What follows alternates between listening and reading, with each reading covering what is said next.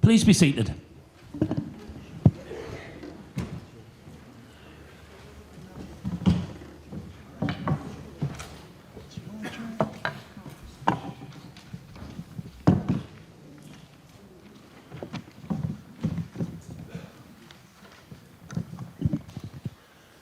Good evening, everybody. Welcome to tonight's meeting of Middlesbrough Council. First item on the agenda, apologies for absence. Do we have any? We do, Chair. We have apologies from Councillors Biswas, Dryden, Harvey, Hubbard, Geraldine Purvis, Sharrocks and McIntyre. Any further apologies? Okay, can we note those? Yes. Thank you. Agenda item 2, declarations of interest. Do we have any?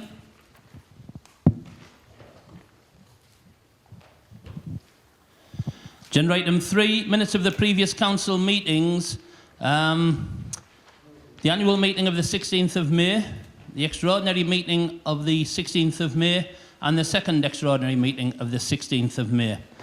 I've been advised that there is a correction on the minutes of the first extraordinary meeting. On page 2, paragraph 3, the sentence should say, the refurbished bus station opened in 2012, which was no longer a modern design. With that one amendment, can I move those minutes as accurate? Is everybody okay? Yes, thank you.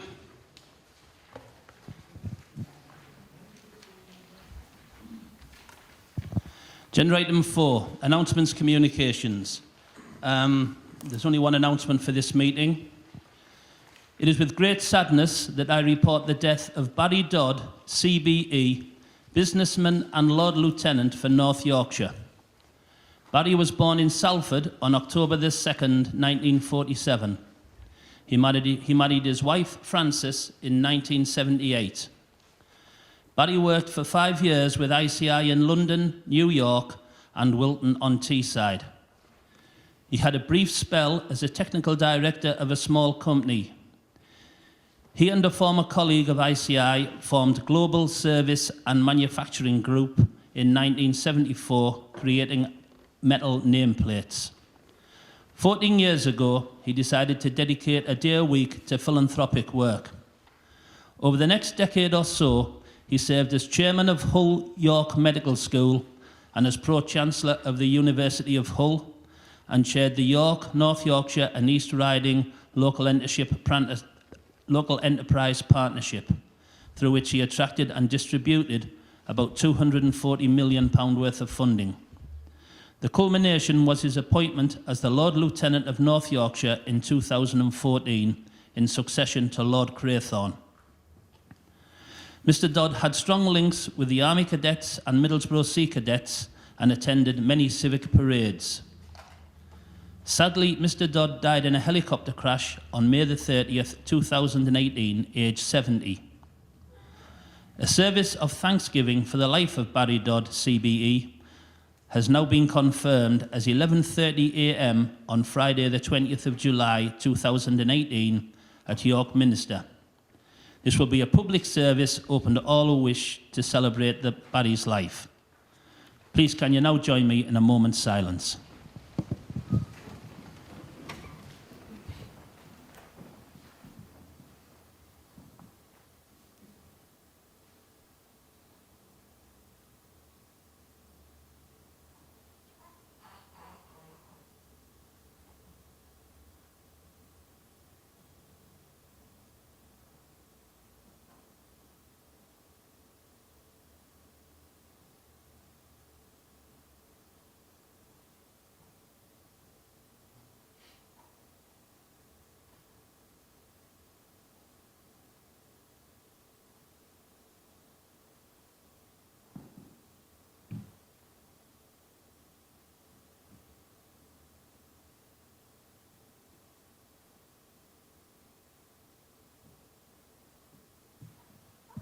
Thank you.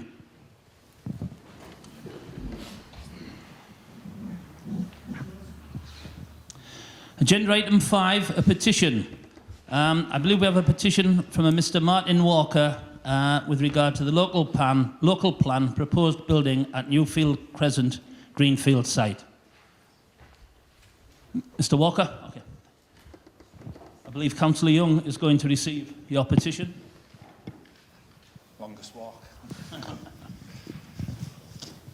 you. Thanks.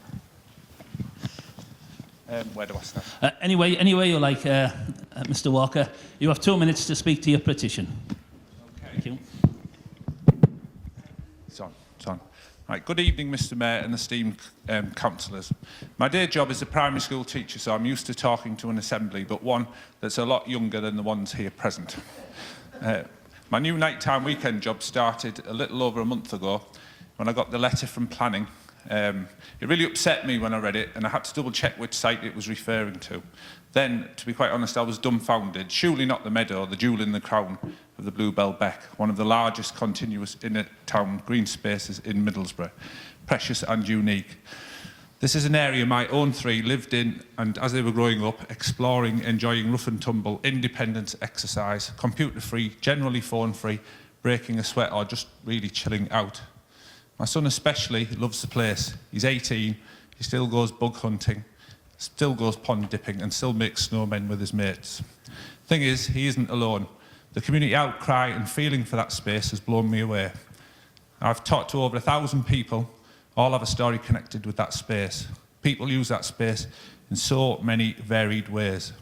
It's been described by Middlesbrough Council as surplus to requirements. We've tried to find out who made this judgment in the council, but as yet we can't. The Chief Planning Officer told me that it was the State Services, and the State Services told me it was the Planning Department.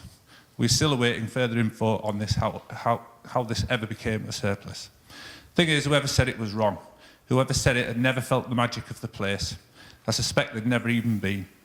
The Mayor, when I showed him round, I believe he felt the magic, plus everyone else I've given to the two as well. So surplus, an amount of something left over when requirements have been left, an excess. So let's consider what requirements that area does meet and how it can never be in excess. The overall uses of the meadow are many and varied, and all of them contain an element of escape. Life today is hard, stressful, busy, long hours, families who see very little of each other, mental health issues. Middlesbrough is #1 for suicides, physical health, obesity, poor dental, sedentary lifestyle, early death rates in Middlesbrough for women, but especially for men.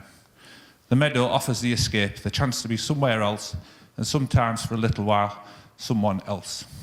Examples, true stories of people I've met. Like I say, this meadow binds the people of Middlesbrough. Philippa, a wheelchair user who has a dog and a baby. The meadow is close, accessible and free. Nicola, 2 small children who can get to the meadow in less than 5 minutes. Jill and Lauren, who take amazing photographs of creatures great and small. Lauren also has a dog walking business that uses the beck. Jack, 18, spent his life on the Bluebell Beck, found his love of biology, hopefully off to Bristol to study paleontology, found his path from being in that space. Fingers crossed he gets his AAB, because that's my son. Too many dog walkers to count, but lots to pat. Too many joggers to ask, as they can run faster than me. School trips, happy kids, learning kids, running kids, hiding kids, kids that love long grass. P is a neighbour who lives close to the meadow. Her spouse committed suicide, which was hard, obviously. She walks the meadow beck every day. That returns as an escape, to be someone else for a little while. Walking groups, old and young, too many to count, but always a nice hello. People from Stockton, Thornaby, Acklam, Ayresome, Martin, Hemlington, Staton, and so on, too many to mention. So is it surplus? No, actually it's the opposite.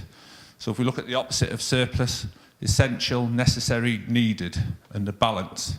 And that's what Newfield, Meadow, and the Beck Wishbone form, is a balance in Middlesbrough. And Newfield is at the heart. So if we think of this balance, it brings equity, harmony and equivalence, evenness and parity, satisfaction and symmetry, and they're all things that you can't put a monetary value on, although if you look at the cost to health services, there is actually a huge monetary value to that. So if we want a Middlesbrough of the future, a thriving, vibrant, healthy, fit, varied and content place, then this meadow, valley of the 2 becks, the Wishbone, will be vital. If you want to sell Middlesbrough, this will do it. If you want to sell houses, this will do it. So it's a selling point. It's something that we can't give away. So it is actually the jewel in the crown.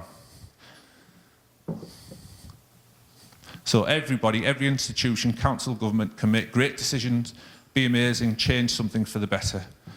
The inclusion of Newfield Meadow in the town local plan isn't one of those great decisions, but we can all make mistakes, so please reconsider.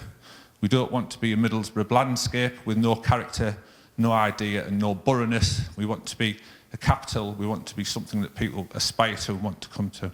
So please keep our special places as special places, protect this space and put it back into the plan as a designated green space.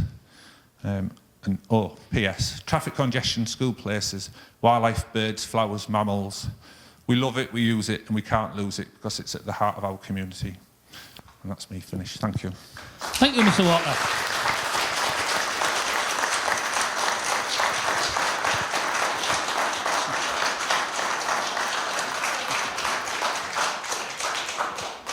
Thank you very much, Mr. Walker. Councillor Young, would you like to respond? Yeah, I just want to thank Mr. Walker for his petition and his impassioned defence of the meadow. I want to thank everyone in his campaign for the conduct in that campaign. Actually, I think it serves as an example to anyone who wants to set up a campaign. And I can assure them that his views and his petitioner's views and the views of every consultee will be taken seriously when we consider the local plan. And that decision, we will look to announce decisions after the 9th of July. Thank you. Thank you, Councillor. Agenda item 7, question from J. Sorry, apologies for that. Agenda item 6, question from J. Campbell. Question for the Mayor. Is J. Campbell in the room?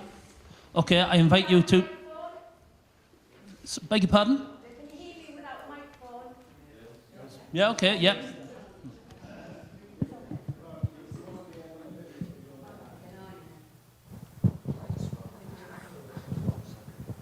Mr. Mayor, you have set aside £100,000 for a new bus station in a central location. Can you please confirm how many of the successful and long-established businesses currently based in the bus station you will be supporting to move to the new bus station? Thank you very much. Mr. Mayor? First of all, thank you for the question and for your concern for those businesses. I think this is going to come up a couple of times this evening, but at the present time, there are no plans drawn up for a new bus station or any firm timescales for doing so. So no decisions have therefore been made and recommendations formulated with regard to location or format of any retail businesses within a new bus station have not been made. So until this changes, there is really very little further to add. If and when there is a new proposition, then I will confirm that all of those who will be affected will be consulted. Thank you. Agenda item 7, Mayor's statement and report. Mayor Budd. Thank you, Chair. A few things have occurred since we last met. We've had a lot of comments in national media from people who've just realised that our high streets are changing and as some would say, are under threat. We've had the closures announced, they're not confirmed yet, of House of Fraser stores, including our own bins. This isn't anything new. It seems to be that some tabloids, some national and local politicians have just found out that high streets changed. They've been changing for years. A lot of the things that we've done here for many, many years has been to cope with that and to take advantage of the things that, of the opportunities that arise from that, as well as trying to keep high streets vibrant. So, it's not new. I think I'm tempted, no, I will. If we think of the Middlesbrough story, I've said this over and over again, we tend to treat things in isolation in this chamber. We will look at one particular aspect and pretend it has nothing to do with others. There is a whole Middlesbrough story here, and I'm going to repeat some of it. So if you've heard it before, that's tough. As I say, we've been looking at diversification of the city centre for some time. The whole Baker Street, Bedford Street project was around that. That was about local businesses rather than national ones. We've also been attracting national businesses as well, like Bistro Pierre, We successfully filled the BHS store. Some of those around the country are now still empty. In fact, some Woolworths stores around the country are still empty. We've invested in hotels, and hotels are now coming here without needing our investment. That is part of the story. A huge part of the story, as evidenced by the Centre for City Study, is around getting more jobs into the centre. You will have seen the hoardings that have gone up to the east of Centre Square. That work will start there next month. That is where a lot of those jobs will be. I think the argument has been won with investors, with developers, and with people who want to come here. They see a city centre as more than a retail centre. It's got to include the town hall and all the events that happen there. It includes MEMA, it includes Centre Square. It is all of those things added together that make a city centre, that make, in tabloid terms, a high street. So it includes the rail station and Albert Road, and at last things are happening in both respects there. It includes the university. It includes the snow centre. It includes our infrastructure. In fact, I think some new images of the snow centre have been published today. So that has become nearer. So that essentially is our investment strategy, which was launched more than a year ago now. Investment, that sometimes needs borrowing. I've got to say to some who don't want us to borrow for any reason at all. We need to borrow. We need to invest in our city centre to keep it going. We don't wait until things happen. We've got a lot of very proactive officers working for the council. They're aware of trends. They were well aware of the House of Fraser possibilities. They're aware of quite a number of others as well. So work goes on before things happen. We have national, local and international interest in that. But I'm not going to say anything further about that, because there are people who like to talk about things before they happen, and sometimes that makes them less likely to happen. So I'm not going to do that, but there is genuine interest in that. So we have a coherent story and a coherent plan, and that is why there is interest in any empty property in Middlesbrough. A lot of us now just use the word city all the time. There is no apology for that. It is economic reality. It is what investors and people from outside of this area call us, and at least it is a worthy ambition. So this week, we've had some interesting facts published by a very reputable organisation, the Centre for Economic and Business Research and Irwin Mitchell. It's forwarded by the Director General of the CBI. It's called Consumer Economy. Interesting that before the statistics appear, that there's a page and some information called Adapting to Stay Relevant, which is exactly what I think I've been talking about. So, some surprises to some people in here. In the Consumer Powerhouse table, which is the 44 cities in the UK, of which Middlesbrough is one.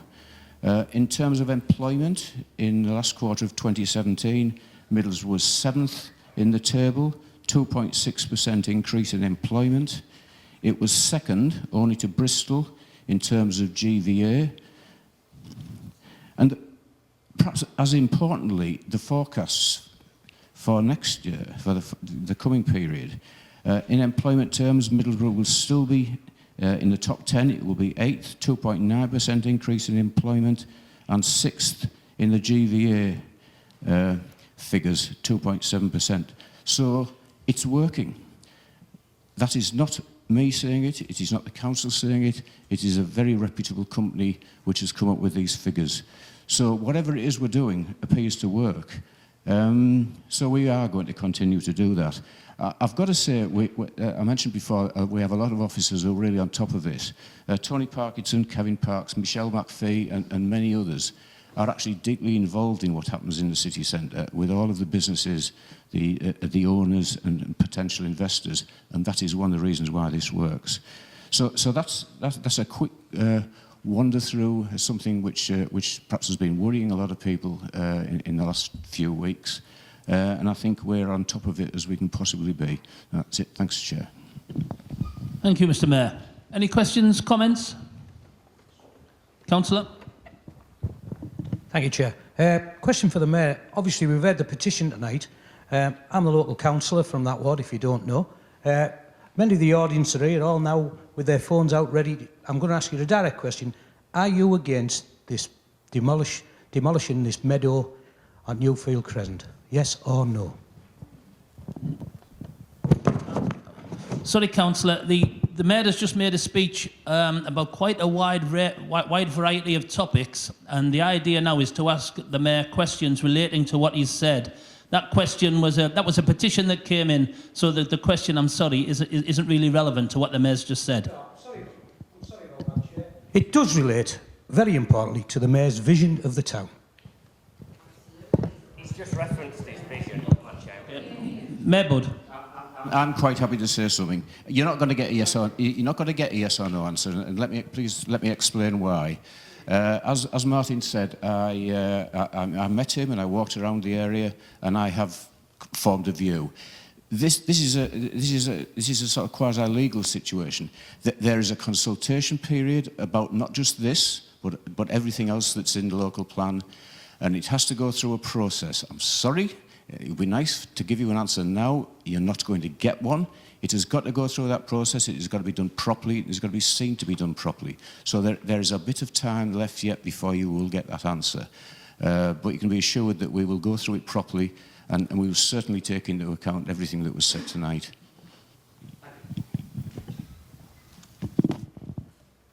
Councillor? Thank you, Chair. The Mayor's just been talking about the building that's going to take place in Centre Square. Has any arrangement been made with Adshel regarding the recruitment of Middlesbrough workers to work on this building site, or have they been bussed in from the North West Midlands and Scotland? Mayor Budd? Just to correct the councillor, it is not being built in Centre Square, it is being built to the east of Centre Square. Of course, with any project that we have in this town, in fact the wider Tees Valley, we try as hard as we can to get local labour and local subcontractors. It is never as easy as it ought to be. We can make various stipulations, and we will do that. Any further questions for the Mayor? Okay, thank you. Moving on. Agenda item 8, Deputy Mayor and Executive Member reports. Okay, first set of questions for Councillor Charlie Rooney. First question is on Centre Square development. Councillor Goodchild. Thanks, Chair. In the last week, I've seen the hoarding has gone up around the office block development on Centre Square. What does the executive member think the positive effect will be on the city centre and the wider area of this development?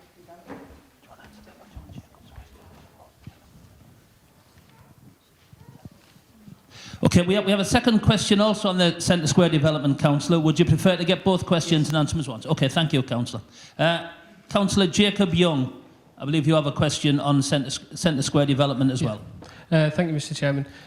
Just with regards to the second building, the one that the council is going to be letting out, has there been any consideration or risk analysis taking place with regards to the council increasing car parking charges? What effect will that have on our ability to let out this building? Thank you. Councillor Rooney?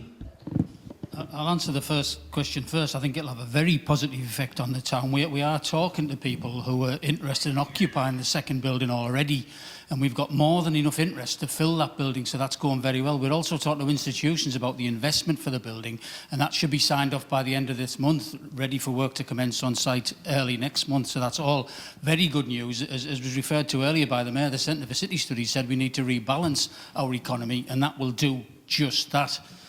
The risk assessment, well, as the report says, we're actually getting a far better return on our investment than we originally planned. And if you remember the 20th of February report, I think we're up about 25% on that now. I can't go into the amounts because it's confidential, and I don't reveal confidential information, unlike some councillors.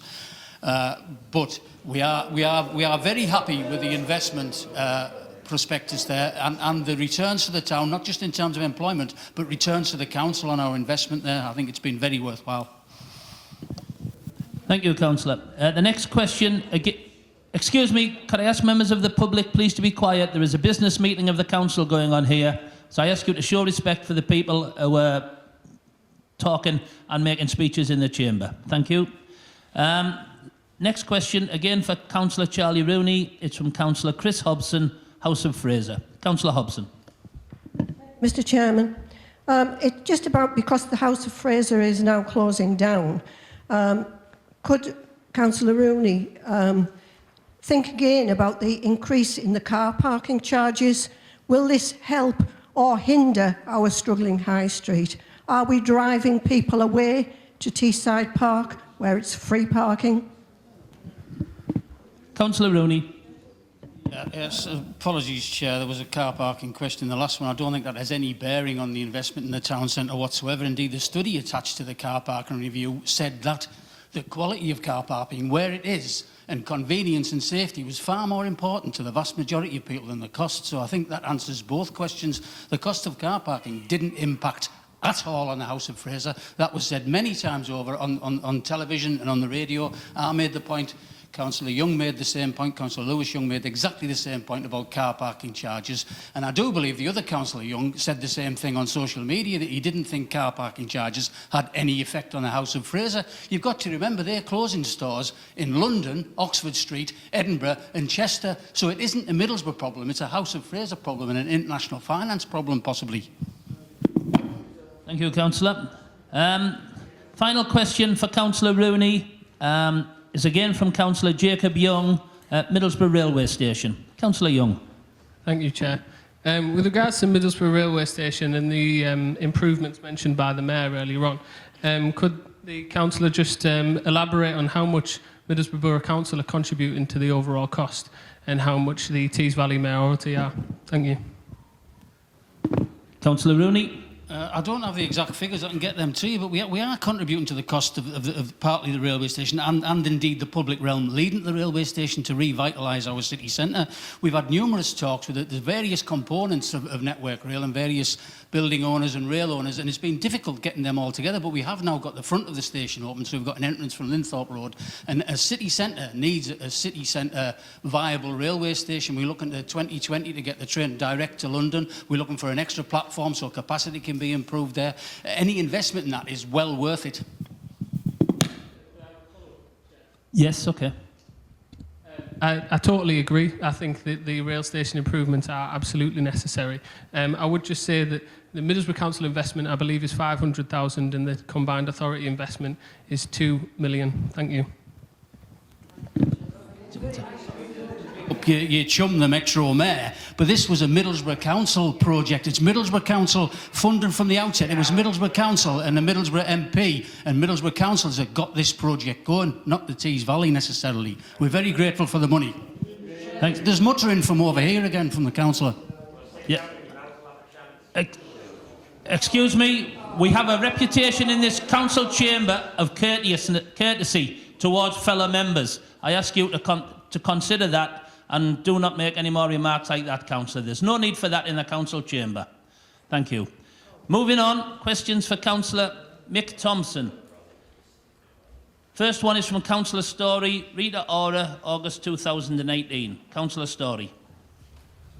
Yeah, thanks, Chair. I just wanted to say it's really good to see that the Rita Ora concert is coming to Centre Square. I think it's something that's been referenced in this chamber before, is that by opposition members and by the Labour group as well, that we want to see the Centre Square used for big events and concerts, and it's fantastic to see it being brought to Centre Square. And I think it's part of, as the Mayor mentioned earlier, it's part of seeing things not in isolation but as part of a wider project. And the Town Hall renovation, the fact that that'll now draw people into the town centre, that's all part of how the town centre is regenerating and transforming and becoming a place where people want to come and see cultural events like that and music and get involved in our town centre. So it's just a really positive thing, and hopefully we'll see more of the same in future. Councillor Thompson. Very briefly, Chair. The original location was Stewart's Park, as you probably know, but I'm not sure I agreed with that. And I think it's great that it is coming to the city centre. And I think that in conversations around the regeneration of of that area is ensuring there are spaces there for all sorts of cultural activities. It should be a place where people come from the town. I was interviewed by some young people from the university about Rita Ora coming, and they were quite excited about that. And I was tempted to tell them that she was my second favourite artist of all time, and I did resist that temptation because I didn't really know who she was. But apparently she was a judge on The Voice, and my grandson said she's all right. So. Okay, second question for Councillor Thompson. It's from Councillor Halawi on selective landlord licensing. Councillor Halawi. Thank you, Chair. This issue of selected landlord licensing is a really crucial issue in our town. It protects tenants and landlords, and I was interested to see on page 5 in your report, Councillor Thompson, that you talk about the successful prosecution of rogue landlords. We really need to get on top of this issue of people being unfairly treated, etc. I know the project in North Ormsby has been highly successful. We've had a scrutiny panel we've looked at this very carefully. We're very aware of the benefits and advantages. Could you answer a question about any chance of this project being put across the town further in different wards, maybe the whole town or selected other wards? Thank you. It'd be good if it could be rolled out. Thank you. Councillor Thompson. I agree, and it's been critical to turning around the housing market failure that we've had in North Ormsby, and giving confidence to the people who live there that something can be done. I have to say I am frustrated quite often that the law and regulation seems to be in the favour of the landlord, much to our frustration. But we've used whatever powers have been available to us. I believe it's not possible to have a whole town. It's got to be a specified area. It has been successful. It has been quite labour intensive and quite costly, but we've learned lots of things from the North Ormsby experience. I think we have given that confidence back to the community, and I think the courts have backed us up as well, that people have been severely penalised by not doing their bit by their community. So I'm looking forward to looking at how we can implement this across the town, because there's not a ward in this town, I don't believe, that isn't in some way threatened or blighted by irresponsible rogue landlords. And I think that we've got a duty, and the government should back us on this, to deal with those. Thank you. Thank you, Councillor. Next question again for Councillor Thompson is from Councillor Walters on Edamus. I want us, if possible, to pass on warmest and heartfelt congratulations to our team for organising the Edamus event, using Southpaw Dance Company to devise and coordinate a programme of performance that included people of the town in its cast as dancers, and gave local children the opportunity to sing beautifully to us. We shared a brilliantly clever celebration of Middlesbrough's past, of things done and times gone by, and most importantly, it was all about us now. It was about how confident we are in our identity and in building a successful future. The performances were outstanding, and the Edamus weekend was an absolute triumph, as was the banquet last night. It was fabulous. It was described by someone there who comes from my ward as an amazing box of delights. Everything was right. It was a wonderful assertion of our town's sense of self, creativity, ability to have some fun, confidence that we are moving forwards, moving towards a seriously successful future that we want to include everyone in. Again, I just want to be assured that our formal congratulations and thanks are going to go to the teams concerned, the people who moved the furniture, the staff who had the ideas, and the people who coordinated the event. Thank you. Thank you, Councillor. Councillor Thompson. I have no hesitation in passing on our gratitude, and I think if I spoke to every individual who'd put all of that effort into what we've seen over the last few weeks of celebrating the renewal of our town hall, it would take me a very long time indeed. And I think what I found particularly heartening, to be honest, was the Southpaw are a professional dance company, and the performance that was put on, if you didn't see it, you missed something. If it's on YouTube, go and see it. It was an astounding portrayal in dance of our history and of the people of this town. And I think what was most heartwarming was the fact that most of the cast were members of the community, and some of the members of the cast were members of the community that were on the edge of that community not so very long ago. There were people who we've helped through our homeless team. There were people who we've helped through our drug and alcohol recovery team. And to see those people demonstrate a skill in front of the public and feel the pride there was extremely heartwarming. And I heard a phrase last night that I've heard before, but I wasn't sure I understood. And somebody talked to me about civic pride. I know what it means now. I know what it means, particularly when you hear people from outside of this city, from outside of this town, from outside of whatever you want to call it, Middlesbrough, in glowing terms about who we are, how we got here, and where we're going, most importantly. And I'll just finish on a point. Somebody mentioned change earlier on, and we're in a period of significant change, and that is fearful for a lot of people.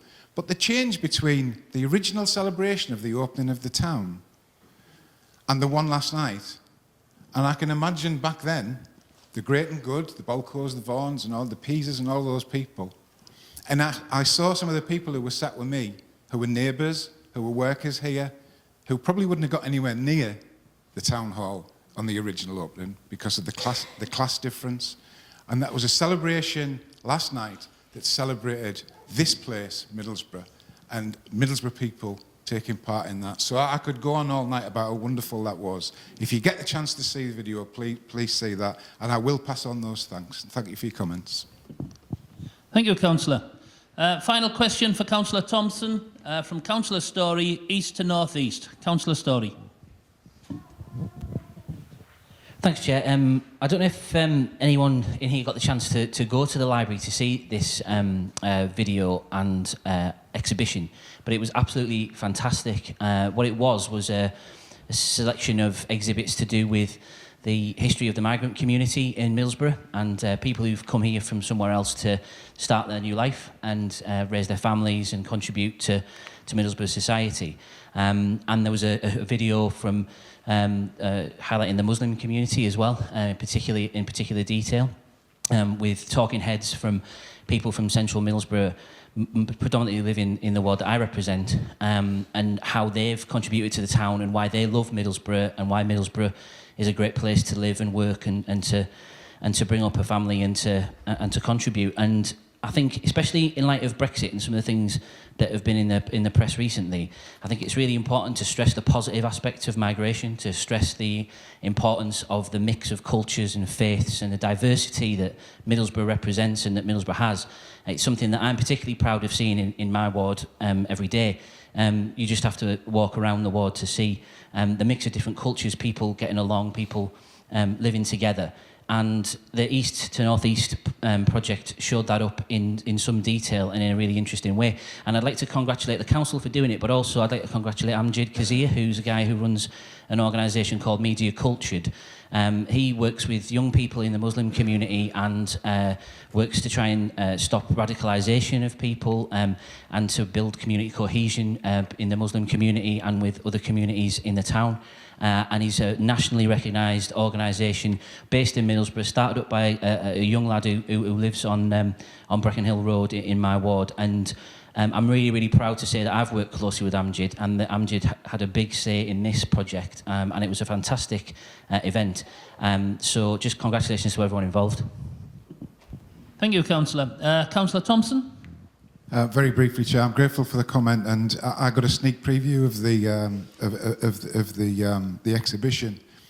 And you know, the history of this place is the history of its people, and you know that fabric, that social fabric of Middlesbrough is stitched together by people from all parts of the world. And you know, don't have to trace my family too far back, who came from Ireland and other parts, but to hear those particular stories. And I heard a story about a chap who had come from a village in Bangladesh with his family to settle here and had a successful business here, and had decided during Christmas one time to go back and visit the family in Pakistan. But he did it in a transit van. And there were about 12 of them in a transit van, and he told me the story. It took 14 days. Now, I mean, I'll just leave that thought with you, but those fascinating personal stories of people who travelled across the world to come here, made this their home, and made this the place that it is. Thank you, Councillor. Next set of questions are for Councillor Young. First question from Councillor McGee, Middlesbrough Job Fair. Thank you, Chair. I'd just like to make brief reference to Mayor Budd's statement about the growth in Middlesbrough's economy and the growth in employment in Middlesbrough, and just to say that's really great news, and I look forward to seeing more detail about those changes that are taking place. So it was also very pleasing to see the information in Councillor Lewis's report about Middlesbrough's job fair. Clearly, that's complementing the growth that we're seeing in the town, and clearly the job fair is very important to our city. I think it's also worth stressing how positive it is that we have such effective partnerships there to create that opportunity, and to say that Middlesbrough Council is taking a lead role in making that happen. So if there's any more information, we're grateful to hear it. Thank you. Thank you, Councillor. Councillor Young. Certainly take those comments back to Debbie and the team, who work really hard to make these things happen and build those partnerships. The job fair was a huge success. We got 1,000 people there, and I think it shows that the businesses that are coming to this town, that are bringing to Middlesbrough, and that there are opportunities for people in Middlesbrough to take those jobs on. And we'll continue to work to bring these jobs fairs to town. I think there's another one in Jury's in July as well, so we'll be promoting that as well. Thank you, Councillor. Next question for Councillor Young is from Councillor Story. Housing delivery vehicle, Middlesbrough Council building houses. Councillor Story. Thanks, Chair. I think I've rarely been more excited to see an idea in an exec report than when I've seen this for this particular meeting. It's something that I've been particularly interested in. The scrutiny panel that I chair is currently looking at housing delivery vehicles and what they can do and how they could help in Middlesbrough. And the fact that the executive is going forward with this is absolutely fantastic. This is Middlesbrough Council building social housing, affordable housing for people in this town for the first time in a generation, and it is absolutely fantastic. It shows the scale of the vision and the ideas and the creativity that is expressed by the executive on a regular basis, and I'm really pleased that our scrutiny panel is getting involved in it, and that we're going to be looking, our final meeting's coming up, where we're going to be looking at different models and how this will work in practice, what other councils are doing, and what the best practice is, and how we can borrow from that for Middlesbrough so we get the right kind of housing delivery vehicle. But I think successive governments have failed to address issues of housing and providing the right kind of housing and making sure people can get on the housing ladder, that they can get a safe, affordable home, interesting architecture, a home that is fit for purpose. And I think the private sector, the market has failed, and councils are having to bridge that gap. And this is an example of local government taking direct state action to resolve an issue that has been left to the free market for too long and has comprehensively failed to deliver for the people of this town. But the Middlesbrough Council will be taking that forward and trying to make sure that we resolve an issue that the market couldn't, and that local government and the state is not always a dead hand that ruins things. Government can be a place where we come together and we do things collectively for the benefit of the people of the town, and this is a fantastic example of that, and I can't wait to see this get going, and I can't wait to finalise our contribution to this process, and congratulations to Councillor Young for taking this forward. Thank you, Councillor. Councillor Young. Thank you, Chair. Yeah, I make no apologies by saying that I think this is a really radical and bold plan that we're pursuing. We are building houses for the first time in a generation. We are filling a gap that the market isn't, and we will provide houses that will suit the diverse needs of current residents, but also those future residents that we're wanting to attract to our city. And I think it's about It's about us providing those houses that people need and people want, and that's what we'll be doing. And I'm really pleased that Scrutiny are looking into it, and I'll be looking forward to working with them, with our shadow board and with Scrutiny to pull together a fantastic concept that we'll hopefully be bringing back to Executive later this year. Thank you, Councillor. Next set of questions for Councillor Brunton Dobson. First question from Councillor Halawi, special education needs. Councillor Halawi. Thank you, Chair. As responsible citizens, I think we all recognise the immense duty of care we have to some of the most vulnerable people in our society, particularly children who have emotional needs, learning needs, special educational needs, disability needs. And I wanted to recognise the congratulations I'd like to send to the SEND Achievement Team, assessment team in our town. It's been highly successful in implementing the reforms that were set up in 2015. The team has been so successful that its work was recognised by Nadeem Zahawi, the MP, who is the Parliamentary Under-Secretary of State for Children and Families. He's actually written to Helen Watson, who is the Middlesbrough Executive Director of Children's Services, complimenting our team and putting us high up on the national scale of towns that have managed to implement the reform successfully. Kath Hitchen, the SEND Professional Advisor, also sent a highly congratulatory email to the Children's Services Executive Director. So we have clear recognition of the valuable work, truly important work that's being done in our town to offer the best possible deal to children who are amongst the most vulnerable. Thank you. Could you comment on that? Thank you, Councillor. Councillor Brunton Dobson. Thank you, Chair. Thank you for those very kind and positive comments. As you've just stated, it's very important that our children that do have some special needs, or whatever they are, complex or educational health, do need an up-to-date plan. And the staff have worked really, really hard, as it states, to have those plans in place. Because these plans, when they're in place, quality plans, do provide the provision that these children need. So I will pass those comments on to the staff. Thank you. Thank you, Councillor. Next question, again for Councillor Brunton Dobson, this time from Councillor Arundale, Acklam Grange School. Councillor Arundale. Yeah. Yes, it's not a question as such, or even really a comment. It's what I'd like to see happen is, because of the wonderful work that's been done there with the head and the staff, I'd like for us to send a letter of congratulations and thanks for the marvellous work that they're doing and where they've turned things around at that school, and they're giving those kids a marvellous education and a start in life. So if you could do that, I'd be really pleased. Thank you, Chair. Okay, thank you, Councillor. Councillor Brunton Dobson. Thank you again for that positive comment. We have sent a letter from the department, but I will ensure that a letter is sent from the council, from council members. Thank you. Thank you. Right, final set of questions for Councillor Denise Rooney. The first one is from Councillor Branson, Newham Grange Leisure Farm. Councillor Branson. I'd like to first of all congratulate the council for the developments at Newham Grange Leisure Farm. It's a fantastic thing that they're doing. We're investing £3 million in turning this into a first-class leisure and educational facility. It's certainly going to be a great benefit to the people of Middlesbrough, and it's of interest to me because, of course, it falls within the ward that I represent.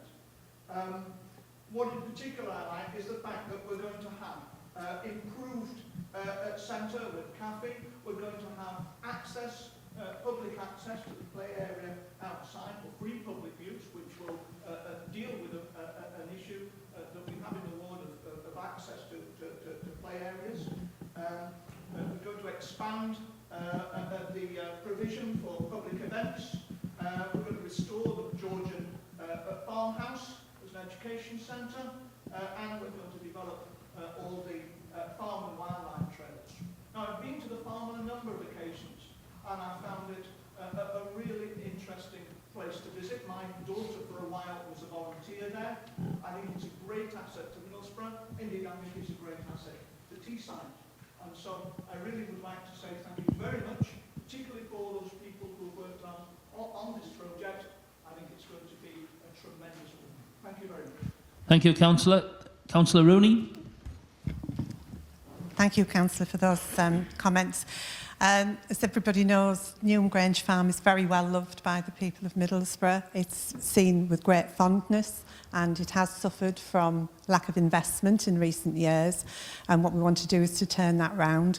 A recent study looking at the farm and the potential that it has, saw that it has great potential. It has certainly got the space and the ability to go into a really good, excellent centre that's going to be an educational and a leisure facility.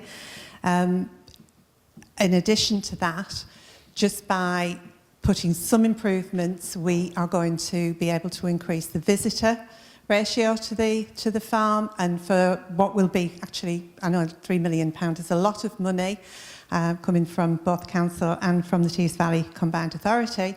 But it will mean that we will generate a revenue that will make sure that the farm not only maintains all of its costs, it will go into profit fairly quickly. So thank you very much. And I will pass on all your comments to the team, because the team are working very, very hard. And for those that might not know, the farm itself is mentioned in the Domesday Book. It has been in existence since 1500, and it was in the same family for over 400 years before it was transferred to the council.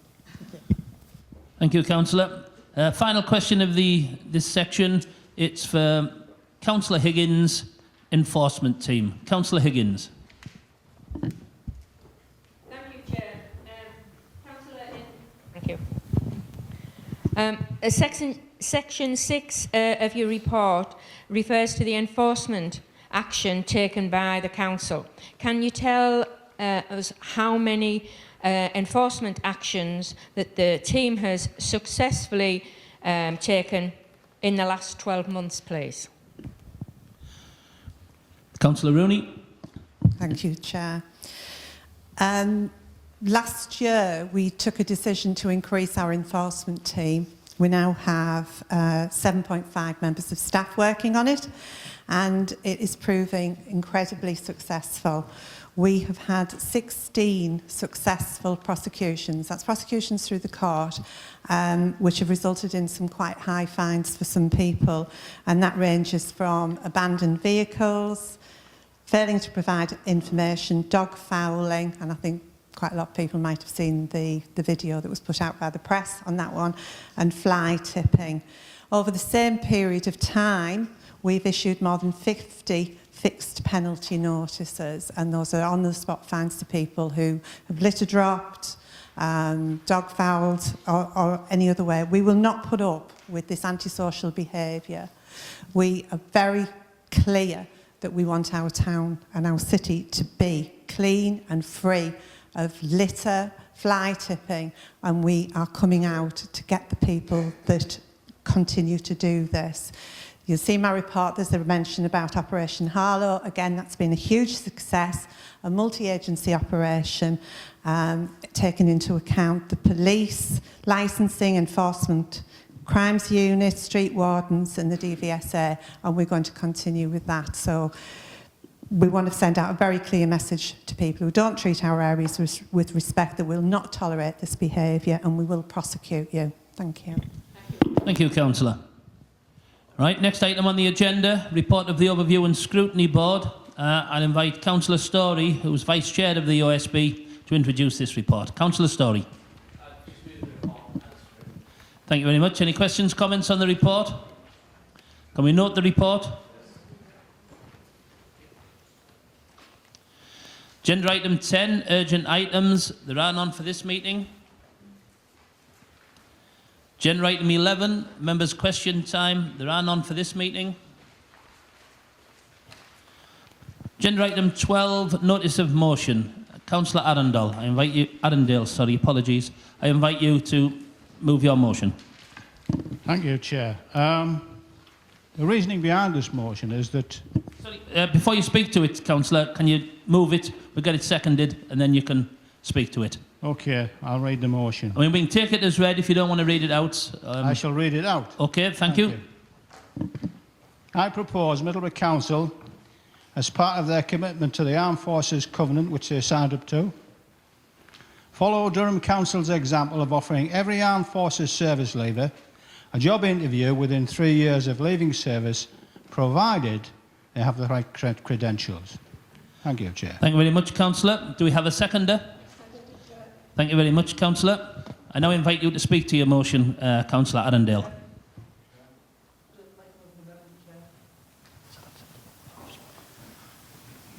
I'm not sure if the right moment. Okay, yeah, sorry, we do have an amendment that's been moved. Councillor Walker? Thank you, Chair. Can I first stress that this is in support of Council? No, yeah, you just move the motion. Right. Move the amendment, sorry. Okay. The amendment reads, read what the amended motion would be rather than each sort of amended word, Chair. The Council... The use of microphone, I can't hear you. Sorry, I do apologise. Sorry. This Council resolves, as part of our commitment to the Armed Forces Covenant, which we signed up to follow Durham Council's example of offering every Armed Forces service leader a job interview within 3 years of leaving service, and applying the same principle to those who are currently in service and are within the 12-week period running up to their discharge date, provided they meet the essential criteria for the vacancy that they apply for. So I'd like to move that and reserve the right to speak, Chair. Okay, do we have a seconder for that amendment? Okay, I'll now invite you to speak to the amendment, Councillor.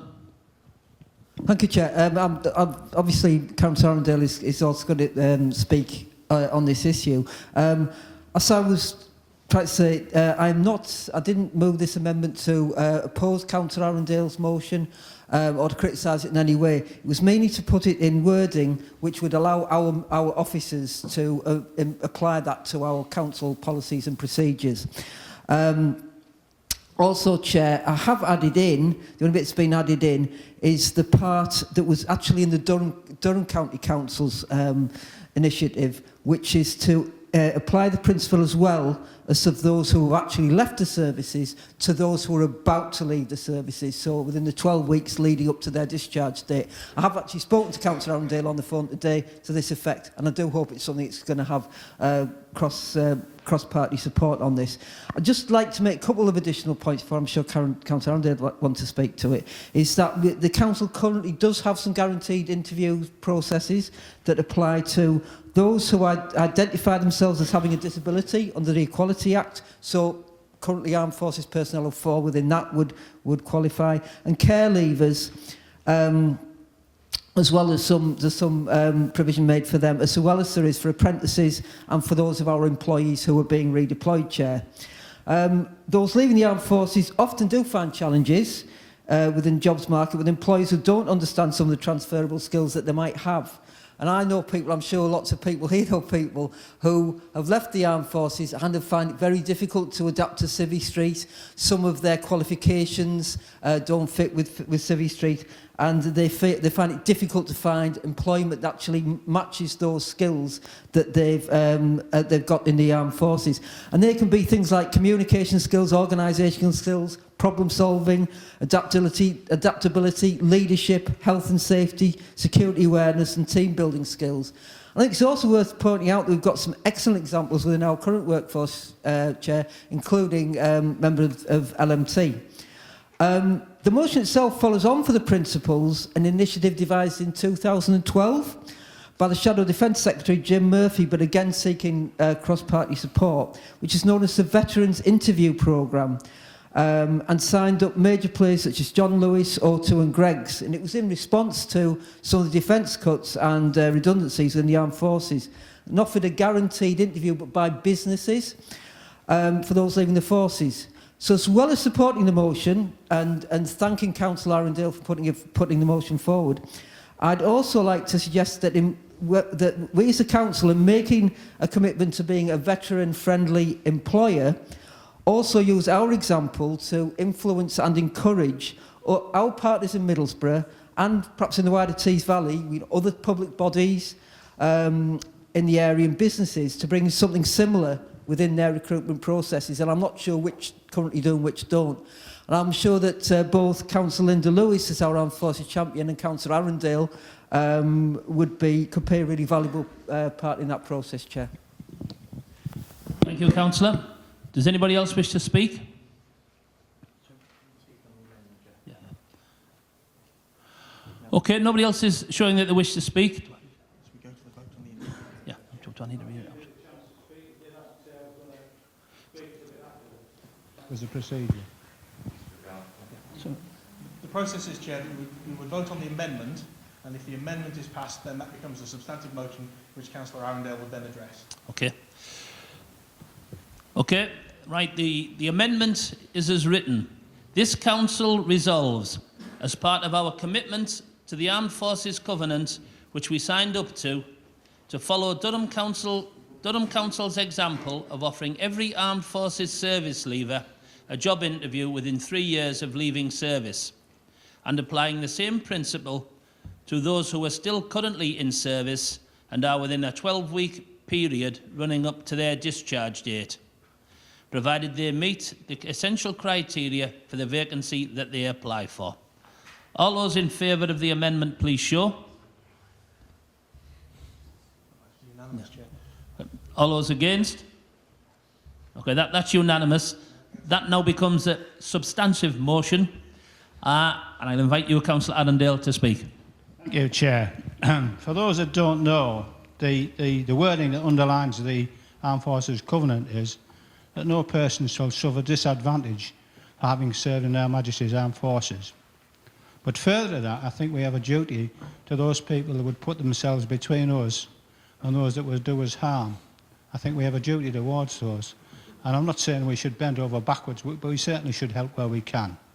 So thank you, Councillor Walker, for adding to my motion. And thank you again, Chair. Thank you. Thank you, Councillor. Anybody else wish to speak? Okay, now we'll have the vote. All those in favour, please show. Yeah. All those against? Yeah, unanimously passed. Thank you.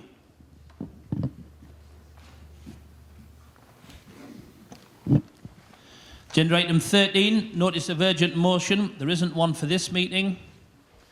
Agenda item 14, standardised means-tested model for financial support for family and friends carers, connected persons and special guardians. Councillor Mike Carr.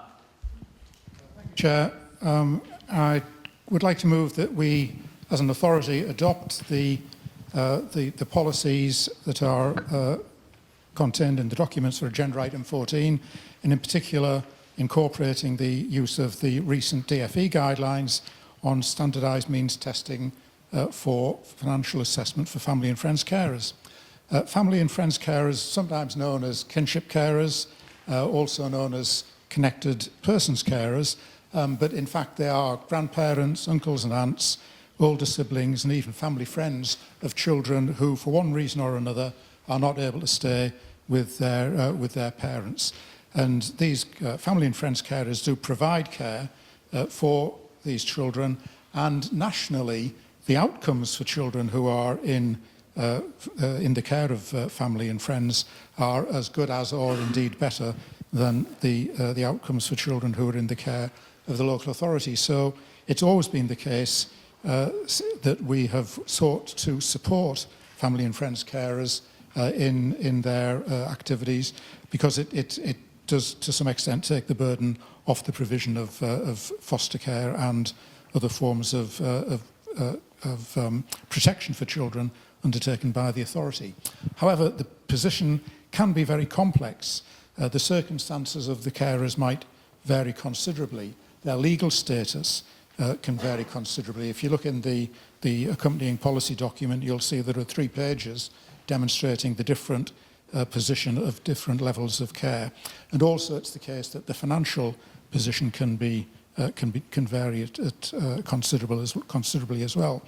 Not all carers are eligible for financial support, and different carers may well get different levels of support, and this isn't always clearly understood, it's got to be said. And in these circumstances there is sometimes inconsistency in decision making. There are differences with the family courts. There are situations where children are given care orders simply in order to enable their carers to access allowances, and that isn't particularly satisfactory. By adopting these guidelines, Chair, the Council will, first of all, improve our support for family and friends carers. It will provide clarity and consistency in decision making. It will reduce the making of unnecessary care orders.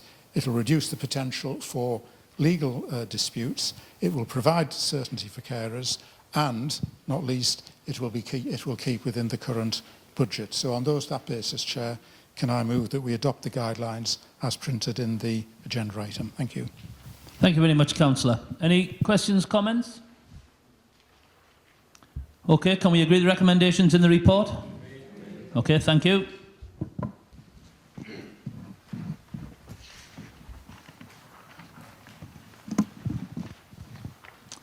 Agenda item 15, appointment to council committees and outside bodies 2018.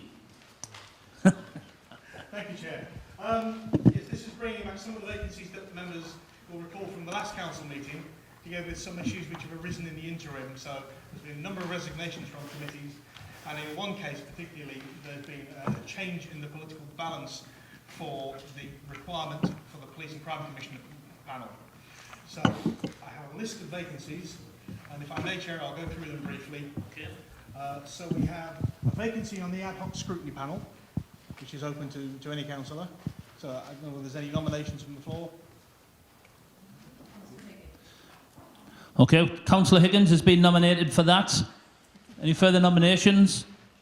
Can we agree, Councillor Higgins? Thank you. Thank you, Chair. Then on the Children and Young Persons Learning Scrutiny panel, we have two vacancies, one reserved for the Mika group initially, and one reserved for the Labour group. Again, do we have any nominations from the Mika group and from the Labour group? Sorry.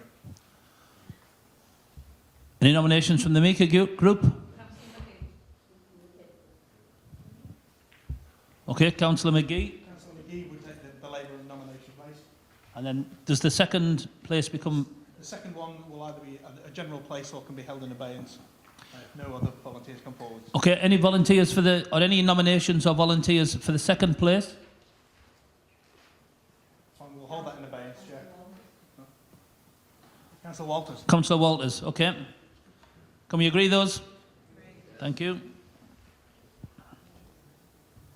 Then on the Culture and Community Scrutiny panel, we have one vacancy reserved for the Mika group.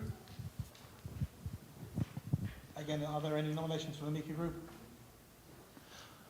Okay, any nominations from anybody else or any... We have a nomination for Councillor Brady on that, in the event there's no Mika nomination.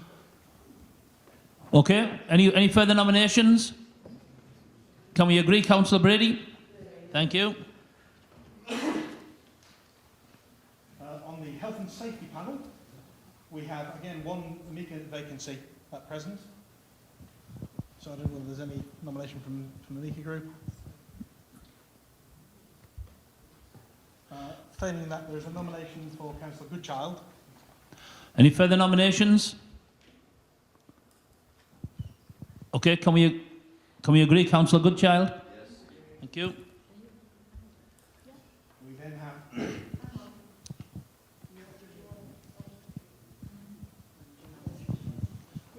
Councillor McGloin. Okay, apologies for that. So we have two nominations, Councillor McGloin, Councillor Goodchild. Can I confirm, Councillor Goodchild, you are interested in the position? You'll withdraw. Okay. Can we agree, Councillor McGloin, to that position then? Yes. Thank you. Thank you, Chair. On Licensing Committee, we have two vacancies. One is an independent vacancy and one is a Labour vacancy. Okay, do we have any nominations or anybody putting themselves forward for the position on the Licensing Committee?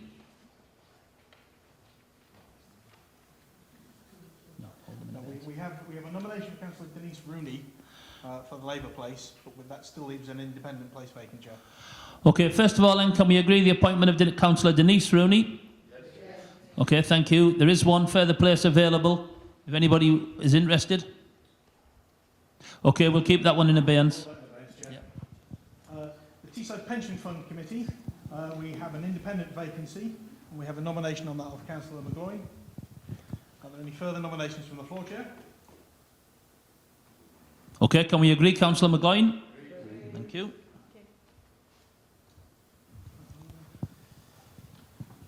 And on the Works Council, we have a Mika vacancy. No, any nominations from Mika? Okay, any nominations from the rest of the floor? For Councillor Story. Okay, we have one nomination for Councillor Story. Any further nominations? Okay, can we agree, Councillor Story? Chair, in relation to the police and crime panel, this was previously discussed at the last meeting where an appointment was made. Unfortunately, we were subsequently advised by the local government body that organises that panel that that vacancy should in fact have been a Conservative place. With that in mind, we have one nomination for Councillor Coop in relation to that Conservative place. Okay, any further Conservative nominations? Okay, can we agree, Councillor Coop? Yes. Thank you. We then have two vacancies on the Captain Cook Birthplace Trust as a result of two resignations. We have two nominations for that, Councillors Davidson and Mawson. Okay, any further nominations? Can we agree, Councillor Davison and Councillor Mawson? Yes. Thank you. On the Corporate Parenting Board, we have a non-Labour vacancy initially. Any nominations? Anybody put themselves forward for the non-Labour vacancy?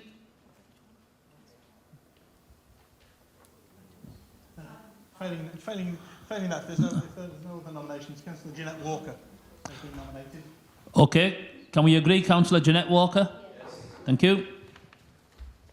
And finally, on the Durham, Darlington, Teesside, Hambleton, Richmond and Whitby STP Joint Committee, we have a vacancy on that, which is a general vacancy. We have one nomination as well, which is Councillor Halawi. Any further nominations? Can we agree, Councillor Halawi? Okay, that concludes agenda item 15. That being the final item on the agenda, I'd like to now bring this meeting to a close. Thank you.